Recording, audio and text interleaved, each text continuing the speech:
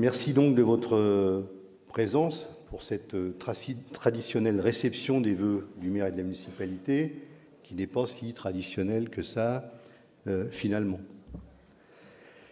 Je voudrais rappeler qu'après une belle restitution d'Imagine Vitry le mois dernier, nous avons franchi une étape dans la définition de notre ville, de la ville que nous souhaitons avec nos habitants, par des engagements qui ont été pris, par des propositions construites avec et pour les habitants. Pourquoi mon propos, ne soyez pas surpris, ne refera pas le bilan de cette séquence. Je ne vais pas complètement vous parler d'autre chose, mais un peu quand même, ce qui fera peut-être la singularité du propos que je vais vous tenir. C'est pourquoi j'ai voulu mettre la culture au cœur de ces vœux 2019. J'ai donné carte blanche à 3 artistes, 3 acteurs majeurs de la politique culturelle de notre ville. Je veux citer dans l'ordre d'apparition de l'histoire M. Michel Caserta, qui est à nos côtés et qui, avec l'Académie de danse, nous fera une présentation, pas lui, mais ses élèves et ses disciples tout à l'heure, M. Gérard Astor, vous avez entendu tout à l'heure, et Mme Catherine Violet, qui aussi intervient dans le petit film que vous avez vu. Alors, déambuler avec Catherine Violet dans les expositions, dans la galerie Jean Collet, dans la ville, c'est comprendre le travail des artistes et son sens. C'est aussi entendre ces mots d'Henri Matisse, c'est l'imagination qui donne au tableau espace et profondeur. Merci donc à toi, Catherine, d'avoir grandement contribué à faire vivre la force, la liberté artistique, l'art dans la ville, en assurant mieux la place aussi des artistes au féminin. Merci pour ce cadeau de création, ces nuages que tu nous proposes dans cette salle et qui déjà, en entrant, pouvaient nous faire rêver. Michel Caserta, premier conseiller culturel de Vitry, danseur, chorégraphe, qui, à l'invitation de Marcel Rosette, a créé l'Académie de danse qui annonçait les écoles municipales artistiques. École municipale artistique qui compose aujourd'hui 3 disciplines. D'abord la danse, qui était une originalité, puis la musique, puis les arts plastiques. Et les directeurs et directrices de ces écoles sont aussi présents parmi nous. Quelques mots quand même sur ce lieu, le théâtre Jean Vilar, où nous nous trouvons, et aussi sur l'œuvre de Gérard Astor qui y est liée. Il nous faut à ce moment du propos parler de complicité. Une ancienne complicité, pour les plus jeunes qui ne va peut-être pas leur parler, mais je veux parler d'une complicité avec un grand homme de culture, Jacques Ralite, qui a été ministre communiste dans les années 80. Jacques Ralite qui portait aussi une très grande et large complicité avec un grand créateur de théâtre, Antoine Vitesse, qui avait eu la bonne idée de penser que le théâtre devait être élitaire pour tous. Je veux partager cette grande complicité avec Gérard Astor. Il fut directeur de ce théâtre pendant 4 décennies. Donc vous imaginez que ça compte pour la ville et ça compte pour la culture. Il a eu aussi la complicité de 3 maires qui m'ont précédé, Marcel Rosette, qui avait impulsé ces politiques, Paul Mercica, et notre maire honoraire, Alain Audebert, dont je salue aussi la présence. Nous sommes à quelques pas du Macval, et je ne peux pas oublier non plus la contribution de Michel Germain, ancien président du Conseil général et la contribution aussi d'Éliane Hulot, qui était vice-présidente du conseil départemental, vice-présidente déléguée à la culture.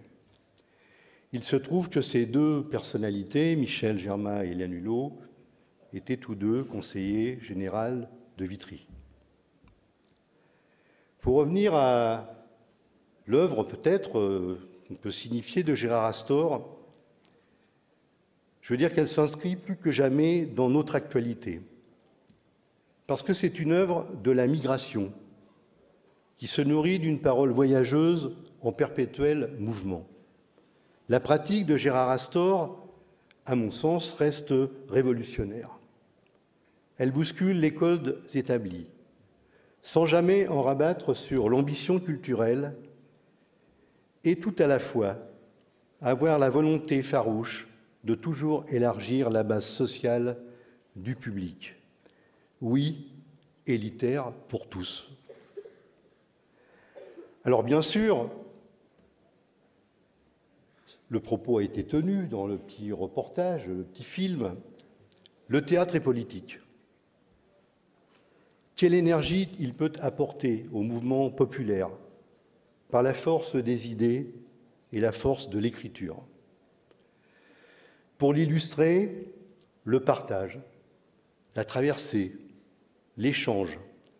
Voilà ce qui nous relie à l'heure où les migrations nous rappellent à l'histoire de notre humanité, à l'heure où les frontières devraient être plus que jamais des passages et non des murs. Permettez-moi de vous dire ma fierté de notre ville, qui a répondu présente à la demande du préfet du Val-de-Marne d'accueillir une centaine de migrants le temps d'une escale dans l'ancien collège Gustave Monod, dans l'attente que ces personnes retrouvent leurs familles, leurs attaches, d'autres destinées.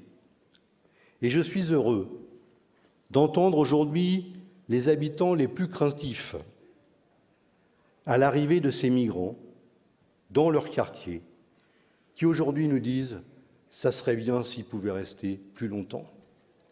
Merci à eux de ce passage.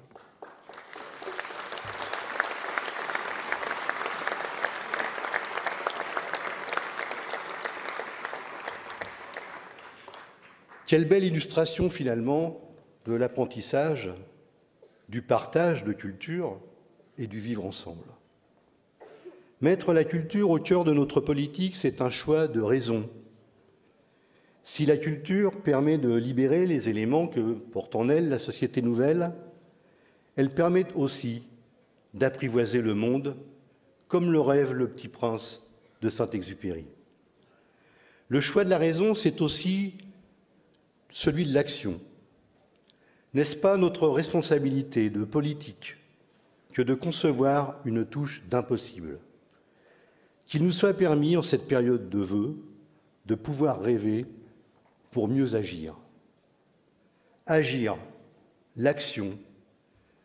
Notre pays en est traversé par un mouvement social inédit, une période singulière de notre histoire, où décidément, une 6e République plus citoyenne, moins centralisatrice, frappe à la porte. Je veux saluer parmi nous un certain nombre de gilets jaunes qui pouvaient les mettre ou ne pas les mettre dans cette enceinte, mais je veux signaler leur présence et remercier aussi leur présence et leur action. Ils n'encombrent pas nos ronds-points, ils les animent, ils animent le débat, ils nous font réfléchir, ils permettent finalement à nous réinterroger sur la solidarité de notre société.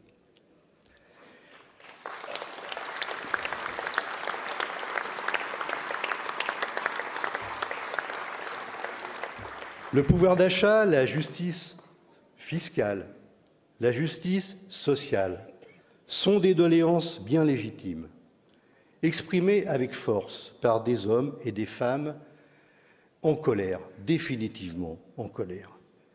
Mais surtout, ils crient leur besoin de peser, de compter, d'être considérés, de ne pas être délaissés par la République.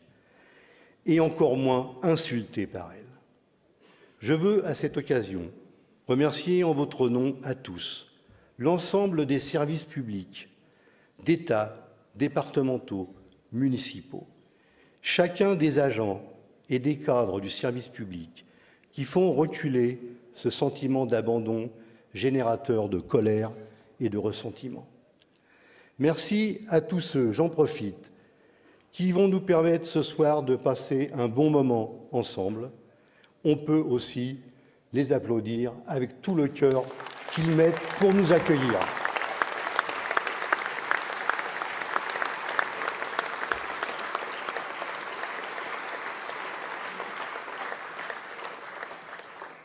Pour moi, la fronde qui s'exprime depuis plusieurs semaines dans le pays renforce une grande conviction, la nécessité d'écouter et d'entendre ce que disent et veulent les citoyens. Et si les cahiers de doléances y contribuent, chiche, tant mieux, allons-y. Sans vouloir faire une mauvaise manière au président de la République, le grand débat national qu'il nous propose est déjà engagé à Vitry. Dans notre commune, on a toujours écouté, concerté, on a toujours réuni les vitriots pour les informer et décider avec eux. Cette pratique n'est pas nouvelle, elle n'est pas non plus unique à notre ville. Les maires en ont coutume. Pour autant, après les dernières élections présidentielles, ma conviction était faite, il fallait aller plus loin, faire plus et mieux. C'est le sens que j'ai donné à la grande séquence d'Imagine Vitry, au cours de laquelle j'ai beaucoup appris, avec humilité, sur la ville, ses habitants et sur moi-même. Ces moments de dialogue, d'échange, nous ont donné l'occasion de construire et d'avancer ensemble. Vous êtes nombreux, je le sais, pas seulement par les sondages, mais aussi parce que nous en parlons librement. Vous êtes désabusés de la politique, et je vais vous le dire, je vous comprends. L'image, le reflet souvent de la politique ne donne pas envie de s'y investir. C'est pour ça qu'on veut faire autrement. Mais au fond, qu'est-ce que la politique ? Peut-être l'art d'écouter et d'entendre pour construire des réponses partagées. Peut-être aussi permettre à chacun d'exprimer ses convictions, sa vision de l'avenir, de les confronter. Peut-être aussi permettre d'agir et de peser, de faire de la parole une force pour l'action et nos projets. Dans ces conditions, si c'était cela, n'auriez-vous pas envie de vous impliquer plus que cela ? Et peut-être vous dire, finalement, c'est chouette la politique, parce que ça nous permet de nous investir, ça nous permet d'être ensemble, ça nous permet aussi de construire le bonheur pour tous. Avec Imagine Vitry, nous avons co-construit les bases d'un projet de ville, en partant du projet de vie exprimé par les vitriots. Plus de 6 000 personnes ont participé à ces rencontres. Parmi ces 6 000 personnes, des centaines de jeunes y ont pris toute leur place. Merci pour cette belle initiative qui a été impulsée par les élus qui en avaient la responsabilité de réunir ces centaines de jeunes.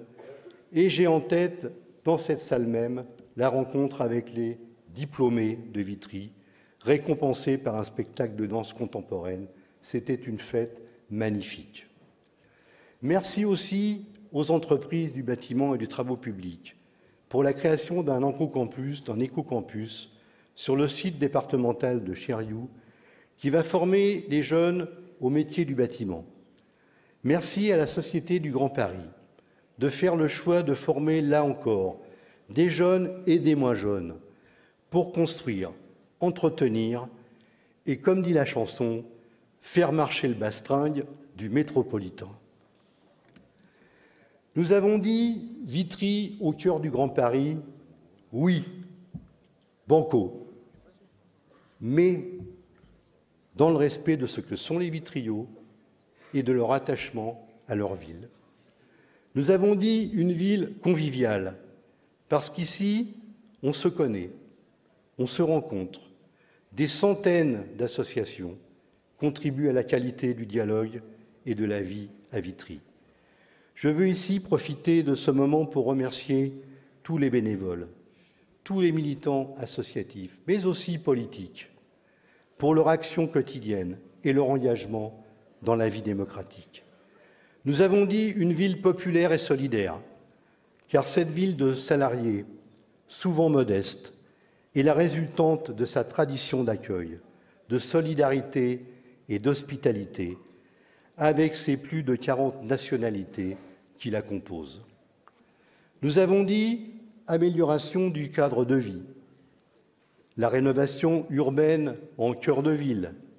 Merci, Monsieur le Préfet, comme vous l'avez dit, de vouloir jouer un rôle d'accompagnement dans la compréhension de nos projets, qui sont aussi nombreux dans cette ville. Nous avons dit une ville qui renforce son approche écologiste et environnementale. Il en va aujourd'hui de la sauvegarde de la planète. Pas d'ambiguïté, l'écologie n'est pas punitive. C'est un droit dû à chacun, notamment aux plus fragiles. Nous avons dit une ville tournée vers l'avenir, une ville terre de projets, une ville reliée à son histoire industrielle, pour mieux se projeter plus loin et plus grand.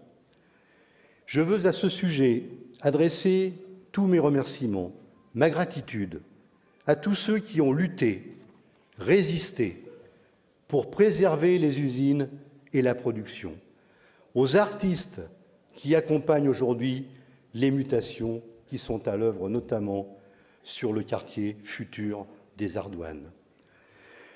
Je veux aussi souligner ma grande satisfaction que, par le biais de l'État et de la région, comme ça je ne ferai pas de confusion, les Ardoines aient obtenu le label Territoire d'industrie.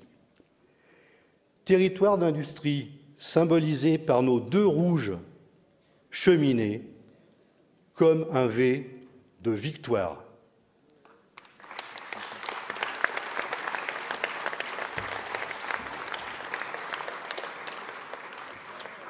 Merci à ces syndicalistes, à ces groupes, organisations politiques, ces citoyens qui n'ont jamais baissé les bras. À vous tous, acteurs économiques, du public et du privé, à nos partenaires de l'État, l'établissement public d'aménagement Orly, Rungis, Seine-Avon, aux autres collectivités, évidemment au département du Val-de-Marne, qui, malgré les menaces de le faire disparaître, gagne à nouveau sa légitimité. Son existence, sa pertinence et son utilité s'inscrivent durablement dans le paysage institutionnel, et c'est une bonne nouvelle. Merci au territoire aussi de nous accompagner dans nos projets. Merci, cher Christian Favier. Merci aux vice-présidents qui t'accompagnent et qui sont nombreux ce soir. À nos conseillers départementaux, à ta première vice-présidente, Évelyne Rabardel, aux côtés de Corinne Barre, Pierre Belloc et Ossinte Mimi. Au nom du conseil municipal, en mon nom propre, je veux vous exprimer, à vous, à vos proches, nos vœux les plus sincères pour cette nouvelle année. Des vœux de réussite, des vœux de santé, des vœux de progrès pour une année où l'on doit remettre l'humain au cœur de tout. En notre nom à tous, je veux formuler des vœux pour 2019. D'abord des vœux de paix.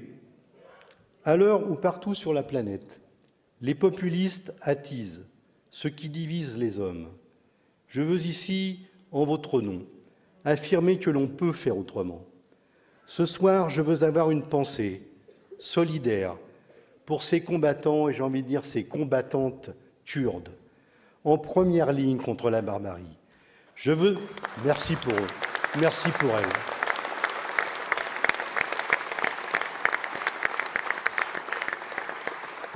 Je veux avoir une pensée pour le peuple sahraoui qui lutte pour son indépendance.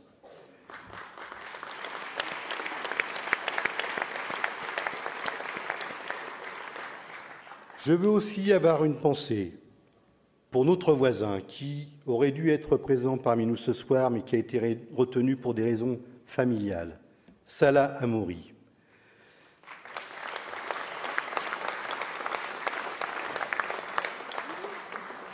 Salah, frêle lumière, qui nous rappelle qu'il faut une paix juste et durable entre deux États, palestiniens et israéliens.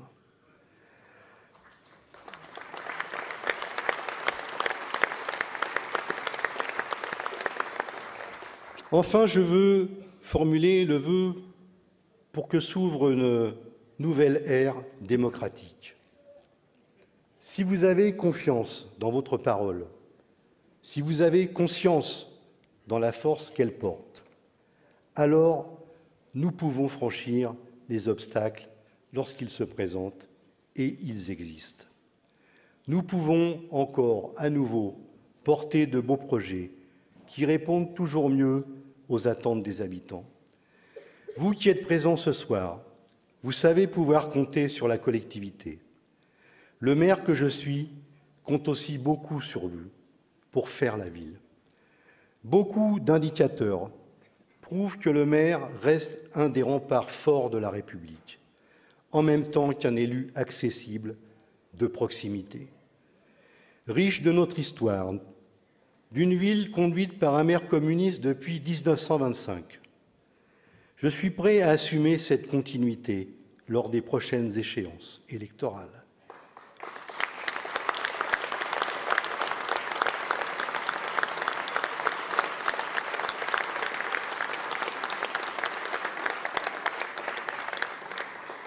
Évidemment, cela se fera dans un processus démocratique, avec mes camarades du Parti communiste d'abord, mais aussi avec nos partenaires de la gauche, nos amis écologistes, les citoyens qui voudront s'engager à nos côtés pour Vitry.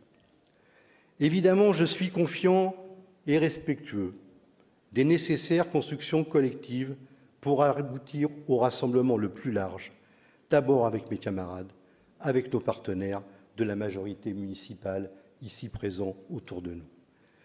Le seul choix qui m'anime, c'est de servir, c'est d'être utile, utile à rassembler, non pas dans la facilité parce que ce n'est pas si simple de rassembler, mais au nom de l'exigence que nous devons avoir pour cette ville et pour les Vitriots, au nom de l'espoir que nous portons pour la première ville du département où se croisent tant de projets. Quelle belle mosaïque politique nous composons déjà, et nous pouvons l'enrichir de nouvelles forces politiques, de nouvelles personnalités. L'idéal qui m'anime dans mon engagement communiste ne fait jamais défaut dans mes décisions et n'a comme nulle part autre parti pris que l'humain d'abord. Vitry, forte de son histoire, de ses réalisations, me donne confiance pour l'avenir. J'ai confiance, croyez-moi, dans notre capacité à faire converger nos énergies dans cette année 2019. Dali, le patron, courbe-toi, Shakuntala. C'est le patron qui passe, le grand patron. Accueille-le, Shakuntala. Je ne sais pas, Dali. L'accueillir? Non, je ne sais pas. Me courber. Bonne et douce année 2019 à vos côtés.